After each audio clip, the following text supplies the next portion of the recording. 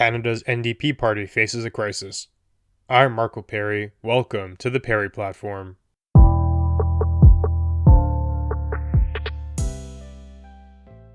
Things are not looking so peachy for Jagmeet Singh and the federal NDP party. The Toronto Star has published an article titled New Democrats Worry About the Party's Performance Under Jagmeet Singh's Leadership. At the recent NDP conference, 81% of NDP delegates voted against forcing a leadership contest. But flip that percentage though. 20% actually wanted a new leader. That's not a good recipe for cohesion within a party. There is a significant base who wants him gone.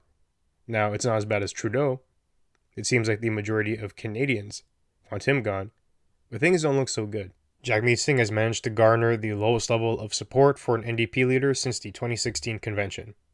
Many political strategists expected a somewhat lower level of support for him, but not something to the tune of 81%. They were projecting something around 90%. So columnists are surprised by his performance. Me, on the other hand, I'm not so shocked. It seems like it was somewhat predictable, and here are a couple reasons for that. First of all, keep in mind these delegates often have their very job tied to the party's success. A party with less seats is going to have less influence and less politicians running the show. So if they feel like their leader is not getting the job done, they're going to start turning to what's best for their personal interests. It's reported that NDP delegates are beginning to question the deal that Jagmeet Singh made with Justin Trudeau. The Liberal Party is in a minority government situation. The NDP holds the balance of power. If the NDP wanted to, they could join with the Conservatives and force an election today. But instead, they decided to support the Liberal agenda in exchange for some concessions. For example, a national pharmacare bill, universal dental coverage, but the Liberal Party hasn't been playing ball. They've been holding back. And the NDP looks like a silly puppet. They're being used. That's not the image that many delegates want for the NDP. If Jagmeet played his cards right, he could be seen as the master here. The Liberal Party has to do what he wants, and he's doing tangible good for Canadians. Instead, he's positioned his party as the Liberal light, and they're being commanded around by Trudeau, and if Trudeau isn't willing to deliver on their plans, they're not going to do anything about it. Many people have an issue with that image, and we see that in the polls. The NDP is not doing well. In fact, no one's really doing well except for the Conservatives. There are projections that it's highly likely they're going to win a majority in the next election. The coalition between the two leftist parties in Canada has produced very little. As we talked about, this decline in support, this decline in public image is making politicians fear for their very jobs. It's my opinion that the NDP has lost their vision. They used to have a mantra of fighting for the working class. If you were low income, middle income, or even these days, middle high, as long as you weren't filthy rich, they'd be the party that stuck up for you. And they didn't consider other factors such as race or gender. They just cared about your class status. And many people were able to rally around that. There was a time where the NDP actually seemed competitive. Instead, lately they've adopted far-left policies and that have alienated their voter base. They seem to continue to double down on this failed strategy of seeing how far left they can go until their party implodes. And it seems like that's quite a likely possibility. There's only so far you can go on the political spectrum before you lose your entire voter base. It's a good opportunity to remind you that last year at the NDP party convention, they actually proposed eliminating the Canadian Armed Forces. They voted on this motion to adopt it as their party policy. They felt that Canada did not need an army or a military. They felt we should completely get rid of it. It's the same idiocy that underlines other thinking when it comes to movements like eliminating policing. Now, it's not to say there aren't issues with militaries and police forces, but the NDP live in la-la land these days. Compare that with their original mandate of helping the working class. Now they want to endanger all of Canada by eliminating our membership in NATO with their foolhardy proposal. This year, there's also a great example of the NDP losing the plot. Listen to this.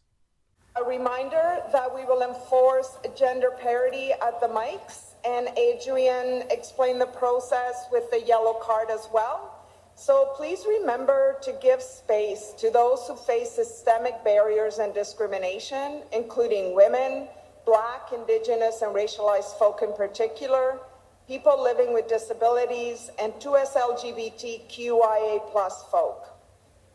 Our convention has special speaker priority for gender equity. If you identify with a gender other than men for the purpose of the equity-seeking rule, you will have received a piece of yellow cardstock during the registration process. So please raise this piece of yellow cardstock when you arrive at the mic so that myself and Adrian as chairs can identify you. That was quite something. For those who didn't gather the full context there, at the NDP party convention, there were lines where people could come up and ask questions of the leadership.